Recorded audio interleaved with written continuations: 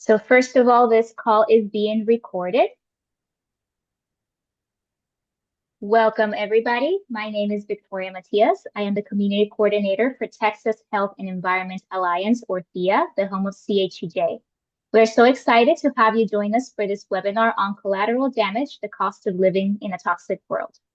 Before I introduce our speaker, I want to go over a couple of housekeeping items. We would like to get to know our audience better, so you will see a poll pop up. Please answer the poll and let us know what state or country you are joining us from.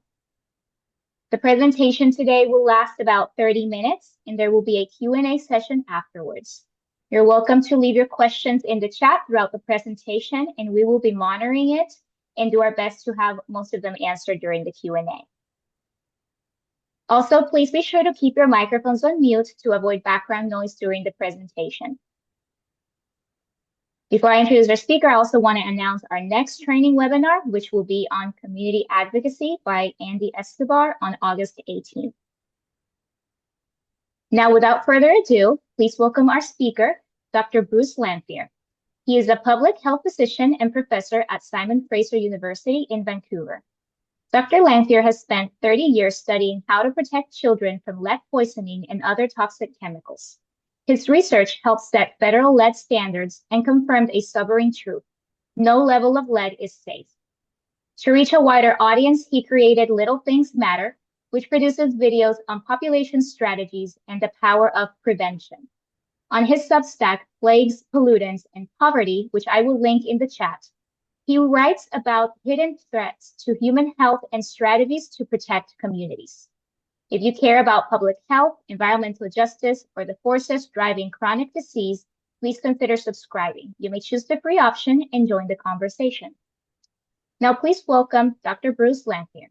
Bruce, the floor is yours.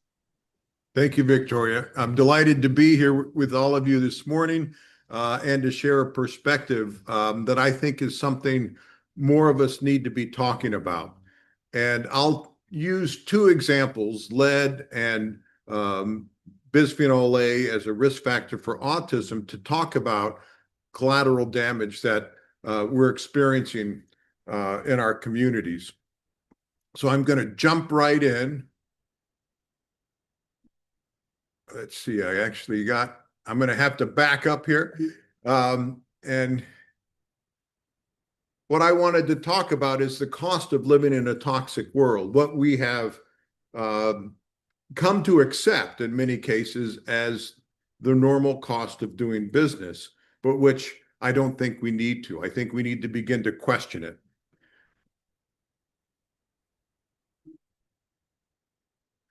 And I want to do this in the context of the types of stories we tell ourselves, beginning with Barry Lopez. Everything is held together with stories, he said. That is all that is holding us together, stories and compassion. But what stories we tell is important. This is one of the dominant stories that has been driving medicine for the past many decades. Francis Collins, who was the director of NIH until recently, said, "Decoding the human genome is the best hope we have for preventing suffering and curing terrible disease." Now, from a public health perspective, that's completely wrong, because what we know is when we stop and look at the actual causes of death, not why we die like heart disease, but what causes heart disease, 2/3 of the deaths around the world are caused by environment, not our genes. Now, genes play a role. We have to be susceptible to those environmental triggers or poisons, but it's the environment that drives epidemics. And I'll give an example of a couple of examples of that. So everything from unhealthy diets, tobacco, of course, lead poisoning, which has been dramatically underestimated, air pollution, and getting into how we design our cities. And you'll see here, I haven't even yet got down to lifestyle choices or behaviors. And that really, I think, is critical. we have for too long blamed people for their lifestyle choices causing chronic disease. And yet, when you look at this, you see a whole different picture. You see a picture that says that our governments have failed to protect us. Our governments have allowed hazardous environments to result in epidemics of chronic disease. So I want to think about this by using an environmental lens. And when you use an environmental lens, you begin to see the world differently. I want to start by recognizing Ellen Silbergeld, who is a brilliant and often mercurial toxicologist. Ellen, on one hand, would be your best friend. On the other hand, chiding you, slapping you on the back of your hand for not doing something. And in particular, Ellen would chide me for not doing enough to study how lead poisoning, low-level lead poisoning, affects adults. Now, that began to change when in 2012, I was invited to a national toxicology program meeting at the National Institute of Health, or NIH, in Raleigh-Durham. And the question we were asking is, at what levels does lead cause IQ deficits, ADHD, hypertension, and even heart attacks or coronary heart disease? And I was surprised because while I hadn't studied adults, one of the cardiovascular epidemiologists was quite adamant that we didn't know enough to say that lead causes heart attacks, the leading cause of death around the world. When we looked at some of the risk factors for heart disease, these are quite familiar. Male sex, being obese, smoking, diabetes, salt intake, dyslipidemia, hypertension, physical activity, genetic susceptibility. Once again, these are those familiar risk factors that we oftentimes blame people for. And yet we know, for example, that lead is a risk factor for hypertension, and it's very hard to protect yourself from lead exposure. Even smoking, we oftentimes will blame people, and yet I started smoking at age 11, living in uptown Chicago, because of environmental influences, marketing. And so to the extent we haven't protected people from marketing, one might argue that smoking itself is an environmental risk factor. We've done less well in understanding other environmental risk factors for heart disease, or coronary heart disease in particular, like air pollution and toxic metals. Now, that's begun to change over the past 30 years, but it took more than 50 years of focusing almost entirely on behavioral risk factors, on blaming people. And so I wanted to begin to use this story as a way to change the way we think about chronic disease. At that meeting in 2012, we talked about laboratory studies that showed very conclusively that lead enhances atherosclerosis, which is the underlying mechanism of heart attacks and coronary heart disease, by inactivating nitric oxide. Nitric oxide helps to dilate the arteries. By inhibiting endothelial repair, the damage that happens inside that single cell lining of the arteries, by impairing angiogenesis or new blood growth, and promoting thrombosis or clot. So these are the classic hallmarks of atherosclerosis, and in the laboratory, lead was involved in every one of them. So because of that evidence, because I was quite surprised that this group concluded that lead was not a risk factor for coronary heart disease, I decided to take on a study. And what we found in 2018 is that not only was lead a risk factor for mortality in US adults, it was the leading risk factor. It was associated with more deaths from heart disease than smoking, obesity, and all of those other familiar risk factors. Now, how is that possible? Well, for example, we know that smoking is a risk factor that's on par with an increase in blood lead levels from the 10th to the 90th percentile, but only 20% of people smoked at baseline, whereas everybody's exposed to lead.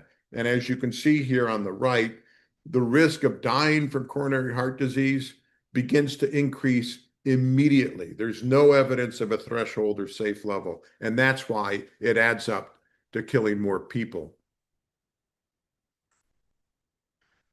I'm going to show you a video to try to make this point. If you have a heart attack in the United States, the real shock might come when you see the bill. We're talking tens, sometimes hundreds of thousands of dollars for surgery, hospital stays, and life-saving drugs. Bypass surgery, that's a six-figure price tag. Even basic prescriptions to keep your heart ticking can cost more than rent. We hear it all the time: eat healthy, exercise, don't smoke, and sure, those things matter. But what if I told you, despite everything we've been taught, heart disease isn't just about personal choice? What if one of the key drivers of the coronary heart disease epidemic has been hiding in plain sight? This is about one of the biggest public health disasters of the 20th century, and a breakthrough, a striking decline in fatal heart attacks that began more than 50 years ago and has remained unsolved until now. But wait, aren't heart attacks inevitable? Aren't they part of growing old? Let's rewind. Until the 1900s, heart attacks were rare, but by the 1930s, heart attacks were the leading cause of death in the United States, and not because people were living longer. Deaths from heart attacks continued to increase, and by the 1960s, they accounted for nearly 1/3 of all deaths. But then, in 1968, a seismic shift occurred.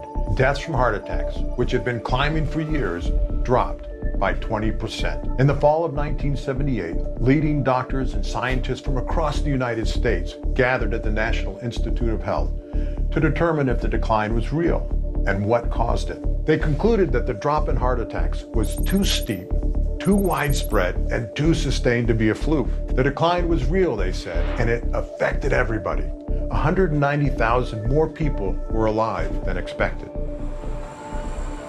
But here's where it gets complicated. While experts knew about some risk factors for heart attacks, they couldn't explain why the numbers were dropping so fast. The truth was, they had too many possible explanations, and none of them seemed to fit all the data. But here's the kicker. The drop in heart attacks affected everybody, and it was happening everywhere. Something bigger was going on. It must be something in the environment. Was it fewer people smoking, better medical care, diet, exercise? This is where things get really interesting. Thanks to growing public health awareness and lawsuits, the United States began phasing out leaded gasoline. The Clean Air Act, passed in 1970, was a game changer. Over the next 2 decades, the production of leaded gasoline plummeted, and with it, lead in air. As the use of leaded gasoline dropped, so did the amount of lead found in the blood of Americans. This toxic metal, which had been silently poisoning millions, was suddenly disappearing from the air we breathed, and with it, deaths from heart attacks. It doesn't get much clearer than this. But if you need more proof, we can look to Britain. While the United States saw a drop in heart attacks in the 1970s, Britain didn't, even though air pollution had declined. When Britain did begin to reduce production of leaded gasoline in the mid-1980s, however, heart attacks declined just as they had in the United States. But wait, it wasn't only heart attacks that declined. Hypertension, or high blood pressure, plummeted in the United States from 35% to 20%. That's a huge drop. That alone would have reduced the number of Americans on blood pressure meds by half. Scientists couldn't explain the decline with the usual factors: smoking, medication, obesity. But hypertension among Americans dropped in lockstep with blood lead levels. In 1985, Dr. Jim Perkel predicted that the phase out of leaded gasoline would cause a substantial reduction in hypertension and heart attacks. Still, the idea that lead poisoning was behind the decline never gained the attention it deserved. For decades, regulatory agencies operated under the assumption that small amounts of lead were safe. This assumption wasn't an accident. In 1921, a chemist at General Motors discovered that adding lead to gasoline improved fuel efficiency. Leaded gasoline production took off. Then, in 1924, 80% of workers manufacturing tetraethyl lead at Standard Oil in New Jersey had severe lead poisoning.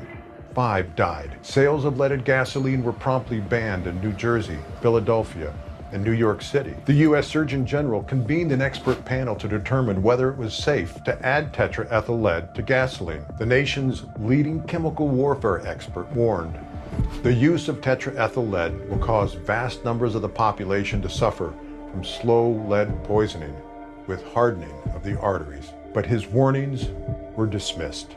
Instead, Robert Kehoe, the chief medical officer of the Ethyl Corporation, successfully argued that until tetraethyl lead from automobile emissions was proven to be toxic, government agencies should not prohibit it. You guessed it.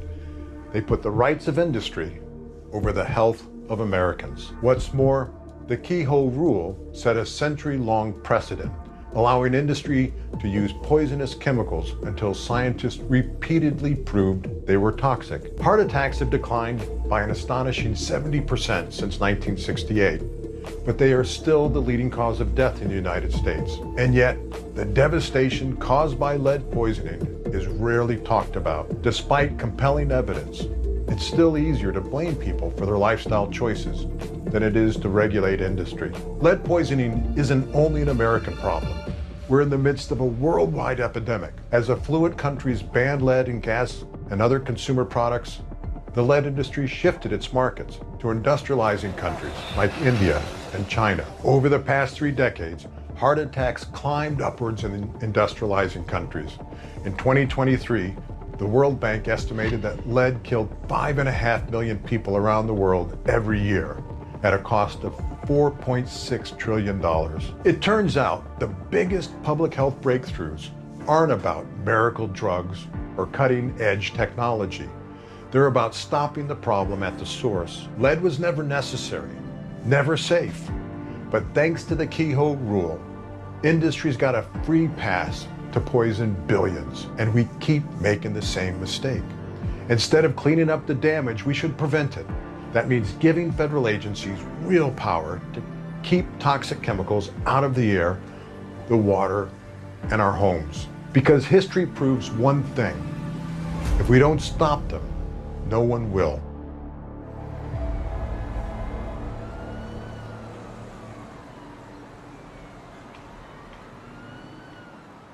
If you have a...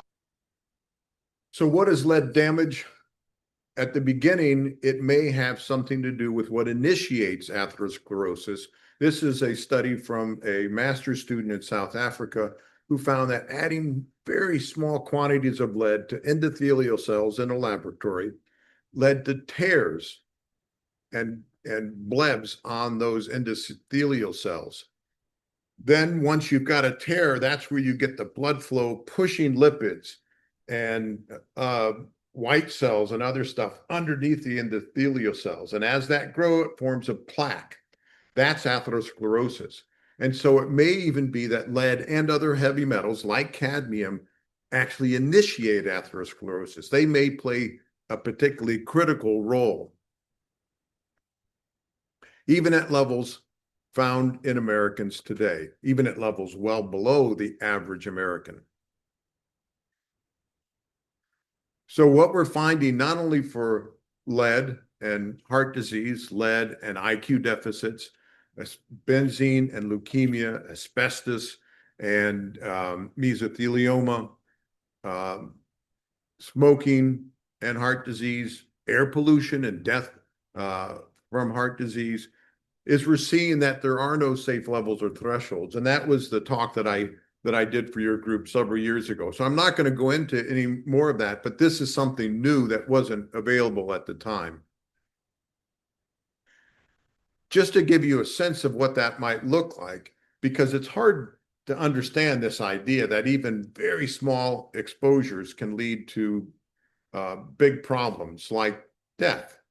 This was a study from Scotland where they looked at what happened after the ban on smoking in public places among non-smoking adults.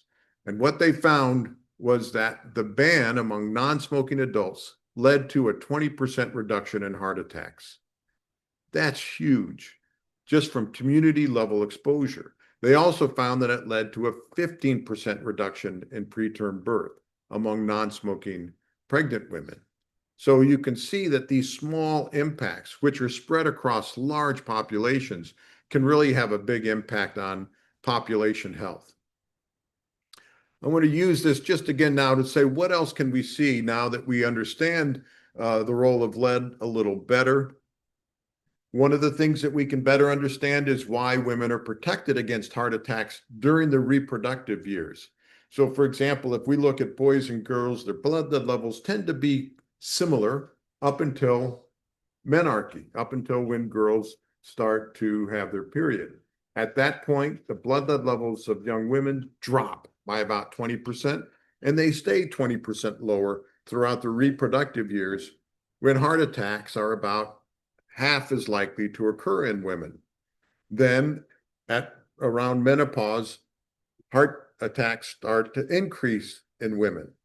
Why is that? Well, by looking at lead, we can begin to see that with the surge in estrogen that leads to puberty, estrogen itself increases bone formation, and lead is stored in our bones. So it takes lead out of the blood, puts it into the bone throughout the reproductive years. But with menopause, osteoporosis begins to happen, and we see bone breaking down more than it's built up.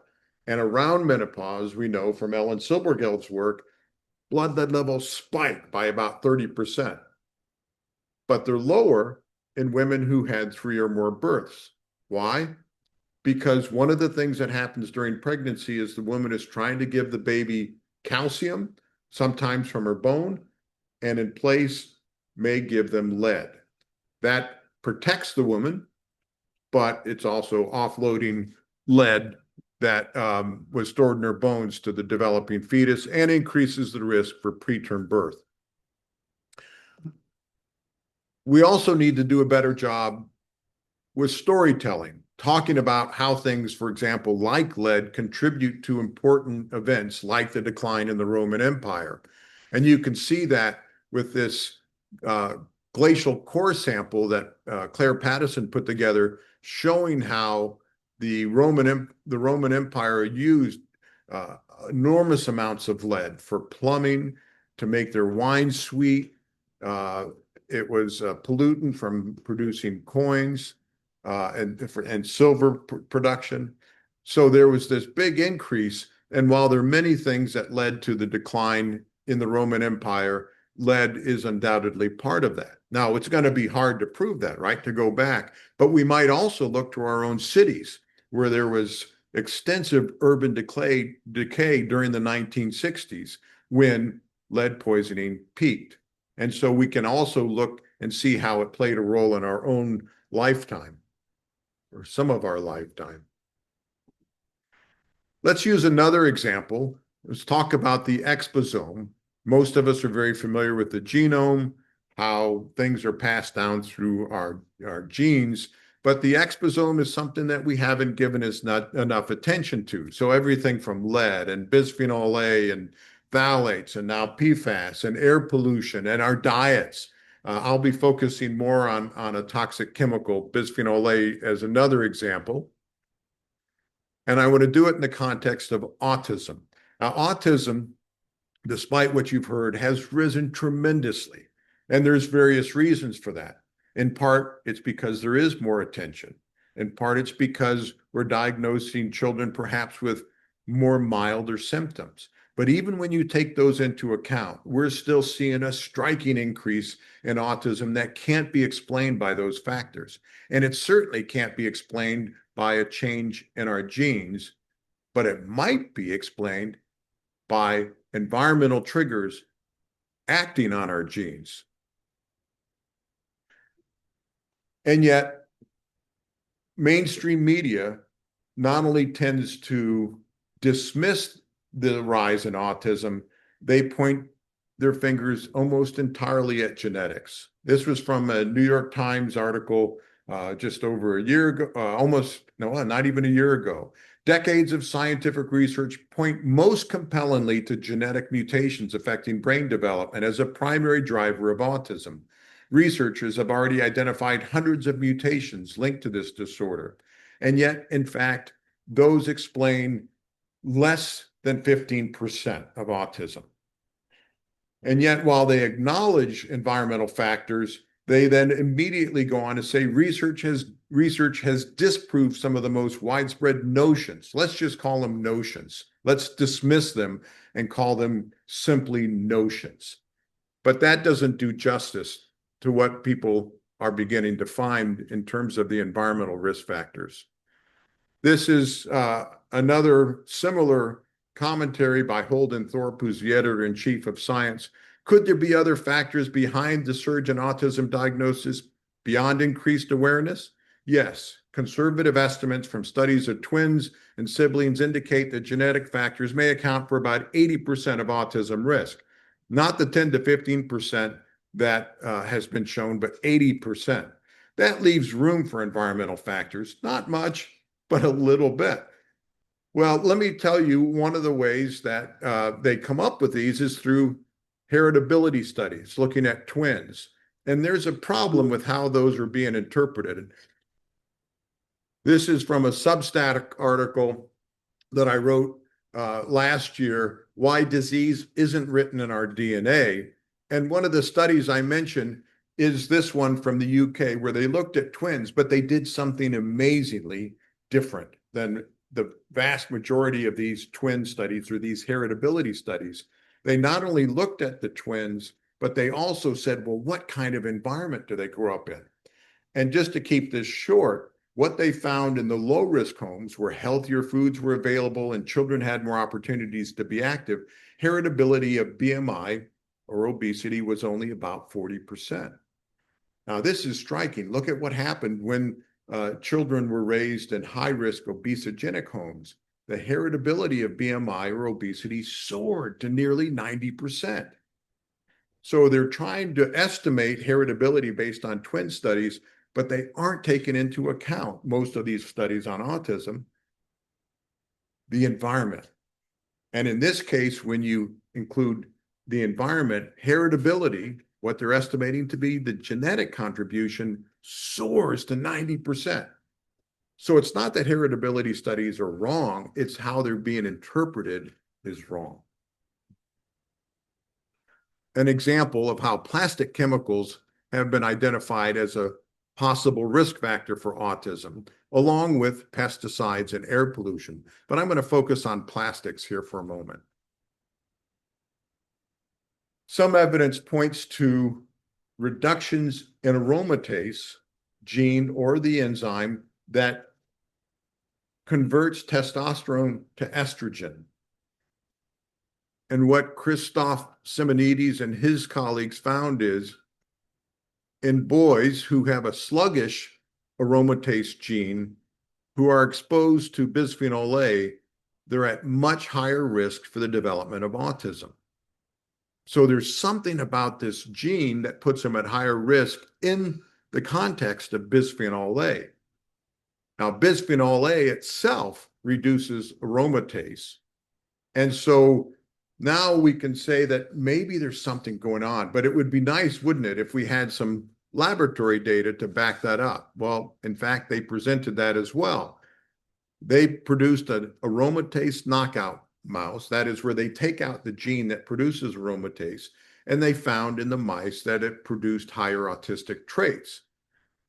Now, they can also do that by simply exposing those mice to bisphenol A, producing higher autistic traits. So we've got this series of studies that provides very compelling evidence that bisphenol A reduces aromatase, reduces the production of estrogen from testosterone, and that's associated with higher autistic traits.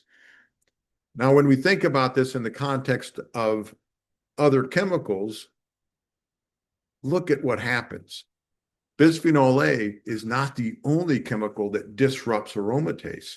There are fungicides and phthalates and atrazine and triclosan and cadmium and polycyclic aromatic hydrocarbons and PFAS or forever chemicals and lead. We're all exposed to these, and we don't regulate them, and we don't recognize how they interact. We're all exposed to this toxic soup, and we're failing to protect children and the rest of us from these toxic chemicals. So you could think about this sound mixer as the genes that we're all born with. And we know these all are instrumental in the development of our personality and the development of chronic disease. And what's happening is there is overlaid on top of this sound mixer with each of those buttons representing genes, environmental chemicals or other environmental influences that can increase or decrease those genes. And we're failing to protect people from those. And not only are we failing to protect them, we're failing to do it decade after decade.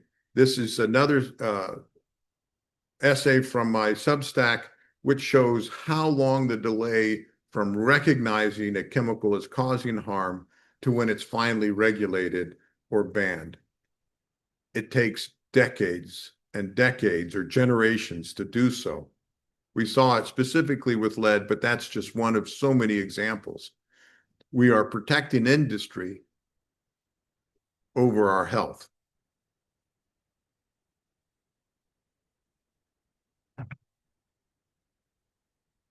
I'm going to come back and if we have time, read you a poem, but for now I'm going to skip this so we can watch a video. And that video is about the prevention paradox. The paradox is that most death, disease, and disability occurs in people who are at low to moderate risk. Now, this seems counterintuitive, but let me show you a quick video about how this works.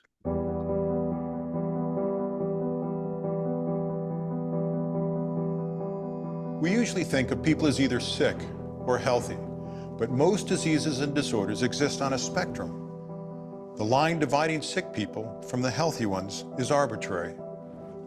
Over the past 50 years, we've learned a lot about what causes chronic diseases, like heart disease, cancer, and diabetes. This is key. Once we know the causes, we can prevent disease. Yet we spend most of our health dollars on treatment and a never-ending, ever-elusive search for cures. What's worse, we usually blame people for their unhealthy behaviors, but fail to regulate industries that sell products that increase the risk of becoming sick. That's unfortunate. Despite all the hype about medical breakthroughs, only 5 out of the 30 years of life expectancy gained in the past century are due to medical care. Shouldn't the ultimate goal be to prevent disease? There are 2 types of strategies to curb disease: the clinical strategy and the population strategy. Our medical system, which treats individual patients and consumes over 95% of our health dollars, is a clinical strategy. That leaves only 5% for population strategies to tackle the risk factors that make us sick in the first place. The problem with investing so much of our health dollars in the clinical strategy is the majority of death, disease, and disability occurs among people who are at low or moderate risk. This concept, which is counterintuitive, is called the prevention paradox. We can use obesity and diabetes to show how it works. People who are very obese have a higher risk of developing diabetes. Only 4% of Canadians are very obese, but about 1 in 3 of them will develop diabetes over 10 years. 12% of new cases of diabetes will arise from this group. But if we only focus on people who are very obese, we would fail to prevent 88% of new cases of diabetes. What if we focus on Canadians who are very obese and obese? About 17% of Canadians fall into this category. We would still only prevent or treat about 38% of new cases of diabetes. That's the paradox. Unless we focus on people who are at low or moderate risk, we will fail to reach the majority of people who ultimately develop a disease like obesity, diabetes, or cancer. In addition, people from the low-risk group will continually replenish the high-risk group. It's a never-ending cycle. What can we do about it? First, we need to expand our investments in population strategies and design our communities to make it harder to become obese or sick. We need to make it easier to walk and cycle and make public transportation more widely available. We need to increase the availability of healthy foods and ban the marketing of unhealthy products to children. Population strategies are usually more cost-effective than those that attempt to change behaviors one person at a time, and they benefit everybody. Unfortunately, many of the things that make us sick are profitable. For too long, we have put profit before people's health. Isn't it time to give prevention a chance?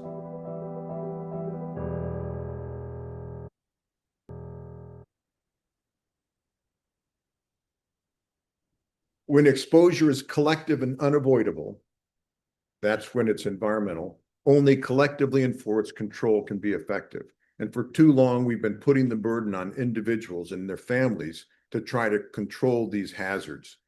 It's time for that to change.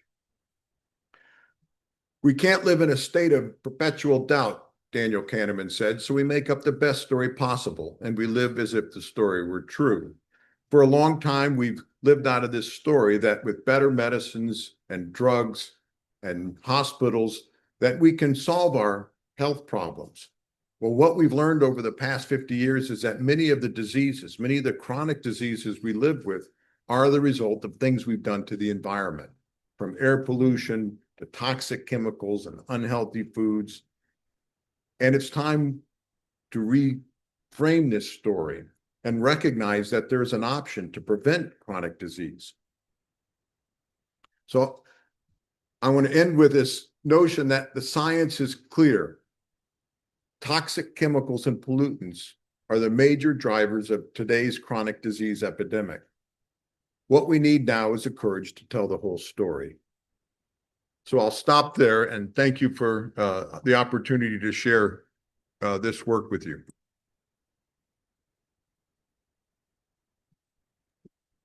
Thank you, Dr. Bruce, so much. This has been a wonderful presentation. I have personally learned so much, and I keep seeing little clappies and comments in the chat.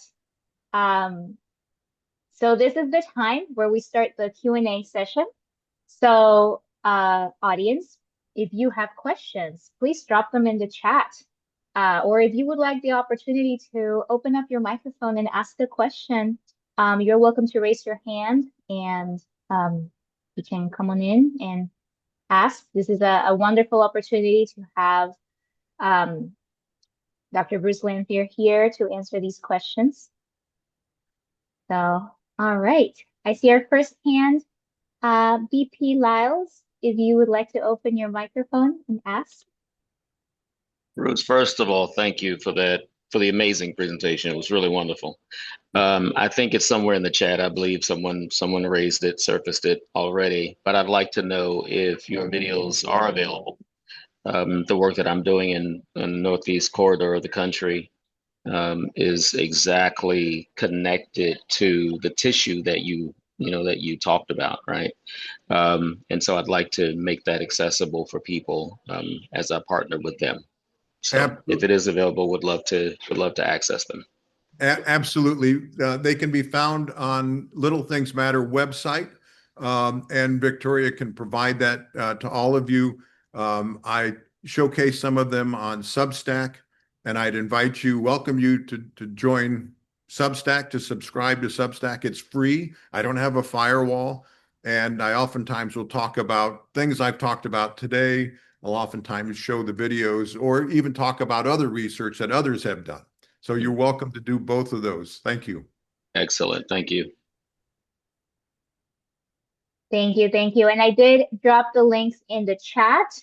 Also, a lot of people have asked, we will be sharing the recording of this presentation and the slides with the videos on them to all the registered participants.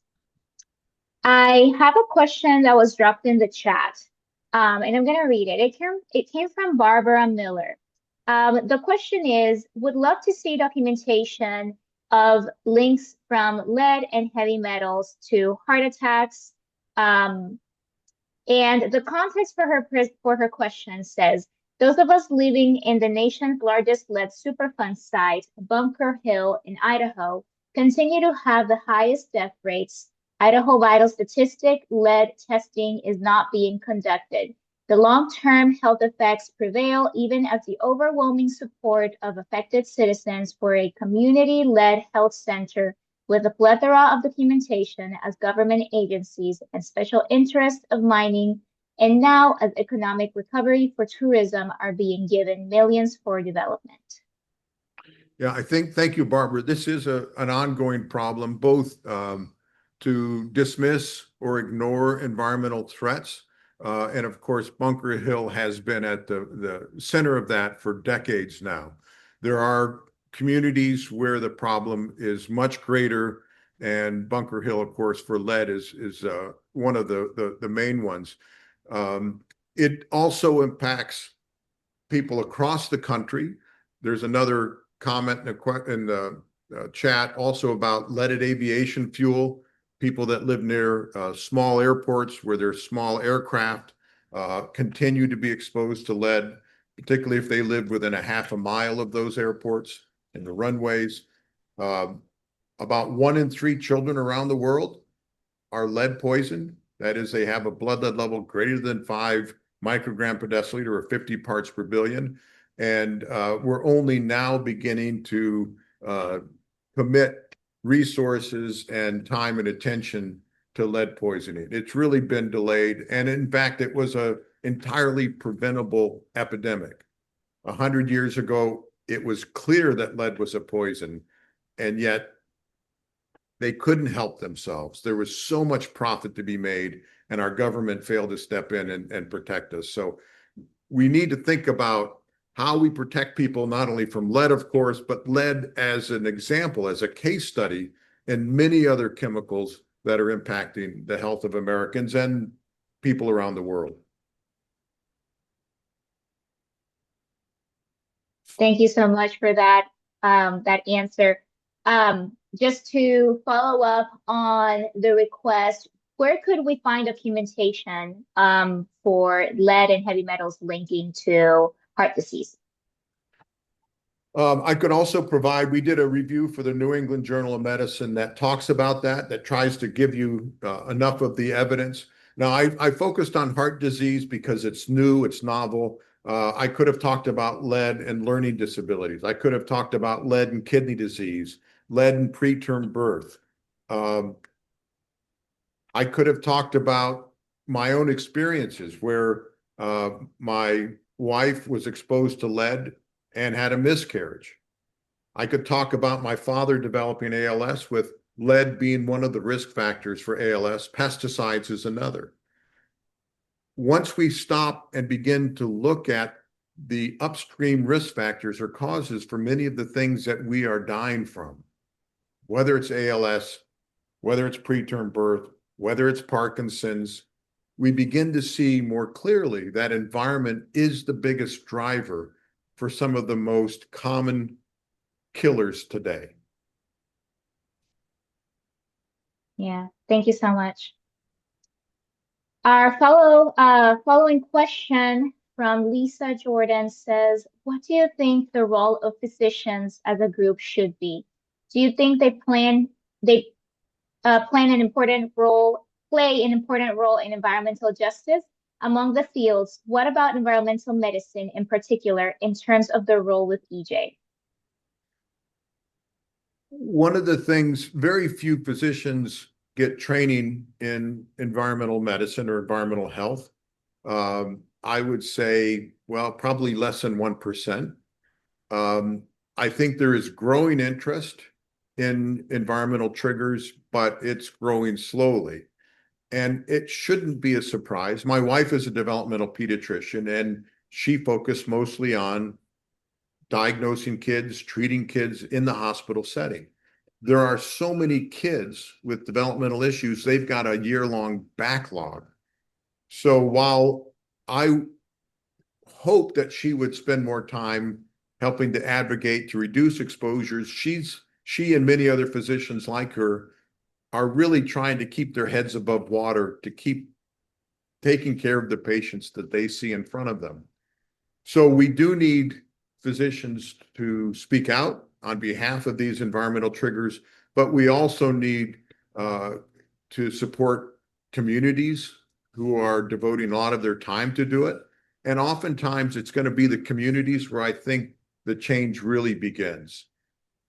They're going to be the ones who encourage or even demand that physicians and our regulatory agencies do a better job. I can tell you as a scientist, I've been on several different advisory committees. I've testified in Congress or the House of Commons in Canada. And by itself, it's not enough. Not until there's a uprising, an outcry from the community will things change. Because we've got too many people speaking from the industry side with a lot more money and can speak and push for different regulations that are protecting industry as opposed to citizens. And that answer is a perfect segue to our next question. So thank you so much for that. I have a question from Tony. It says, it takes a long time to determine the toxic effects of various chemicals like lead. Industry makes it difficult to prove without a doubt the toxic effects of lead, PFAS, and other toxins. We are battling the largest landfill in New York State with a large lung cancer cluster.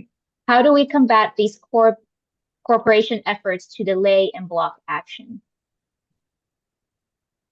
Well, I don't have any simple answers, but it's extraordinarily important work that you're doing.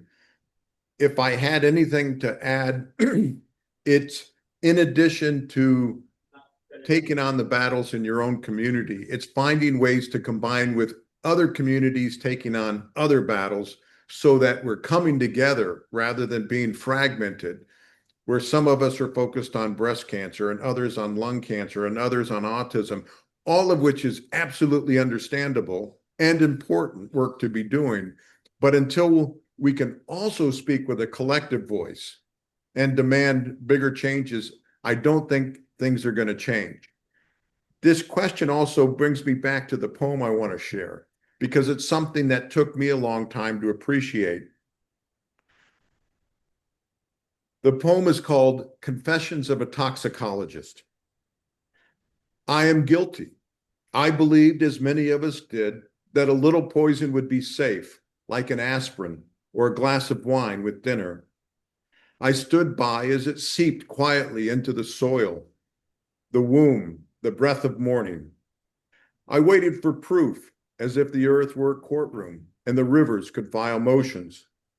I stayed silent, even when I knew it was wrong. I listened to the men in suits, not to the mother, not to the child who coughed in her sleep. I gave the benefit of doubt to industry, as if doubt were theirs to claim.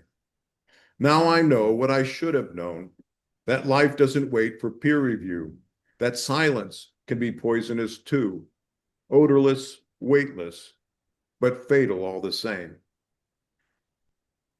If we could help other physicians, our politicians, our regulators to understand that they have adopted, accepted this story that is protecting industry over their citizens, over the people they're there to represent, I think we could begin to bring about change.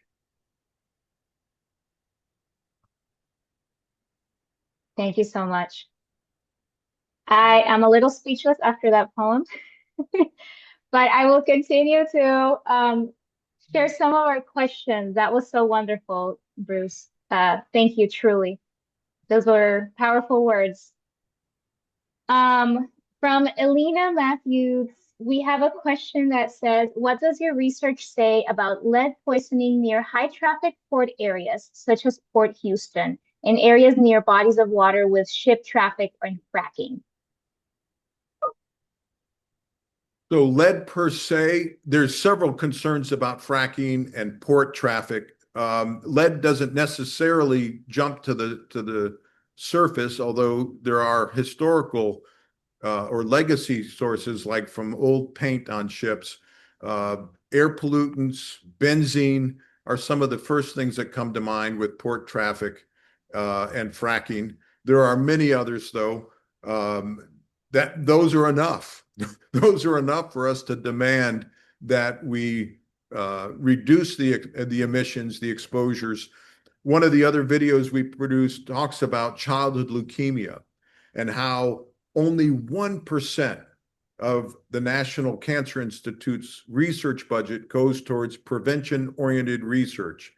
And yet our colleagues down at the University of California in San Francisco have estimated that about 1 in 4 cases of childhood leukemia can be attributed to highway traffic or air pollution, pesticide exposure, paints and solvents, most likely benzene, and yet we aren't doing enough. Even our cancer foundations are focusing almost all of their effort on let's find better ways to treat people with cancer once they have it, not going upstream to identify the risk factors that cause it in the first place. Wonderful. Thank you so much for that answer. All right, folks, we have about 9 minutes left. So if there's any more questions, please feel free to drop them in the chat or raise your hand if you'd like to ask something verbally. I know we have a couple people joining us on the phone. So if you are also able to just ask your question verbally as well.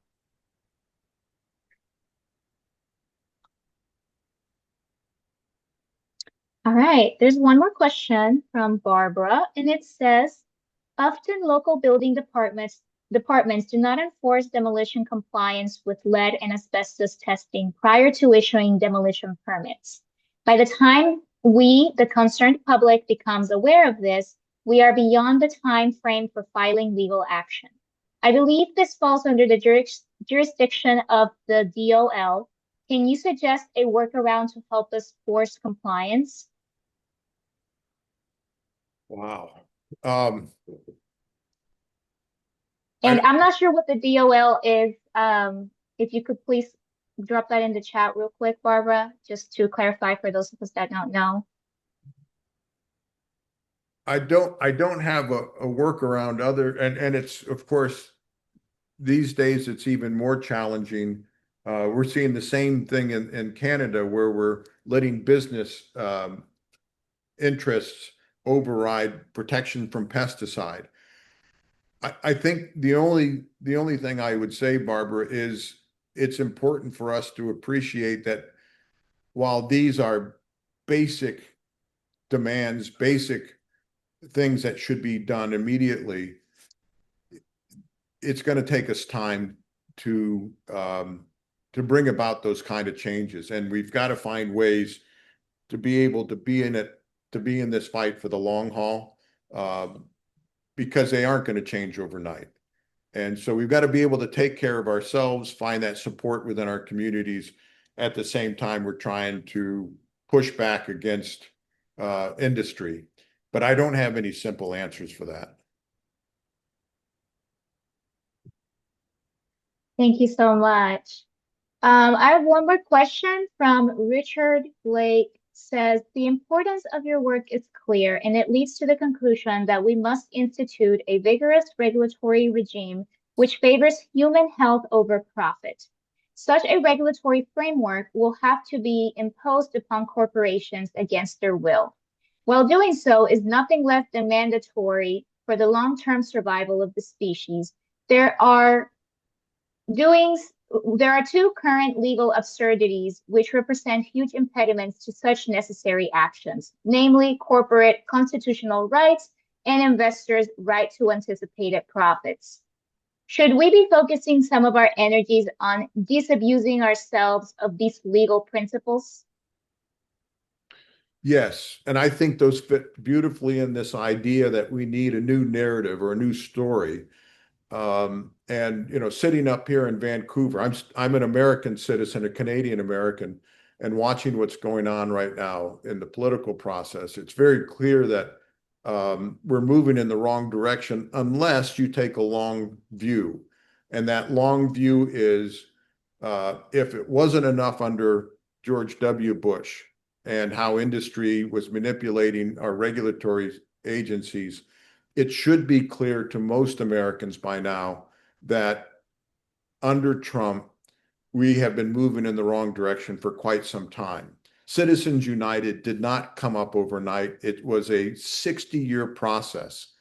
And hopefully maybe the only silver lining of Trump administration is I think he's making it very clear that if we disagree with the way our regulations are weak in protecting industry, then it's time for us to rise up and say enough.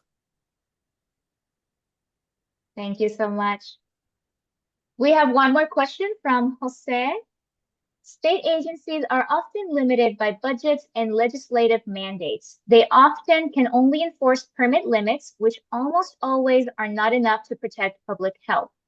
How can communities push for change and protection of human health at the state and city level? Well, it's probably, if you're looking to focus on changing regulation at all, it probably makes more sense to focus on the city and state level today. I don't imagine anything in the short term will come out of at the federal level. But even then, there are battles that will take time. We need, as much as, including me, we often attack our regulatory agencies because they're not doing enough. Almost in the same breath, we need to say, but we want them to have more resources and they need a stronger mandate and the ability to regulate industry to protect us. That, again, is going to be something that takes years. It's not going to happen overnight. We've got to be in this battle for the long run. But more and more people are aware of these things. More and more people are distrustful of corporations. So I think even if it seems like we're in dark times, I think this is part of the process where we can begin to see things shift.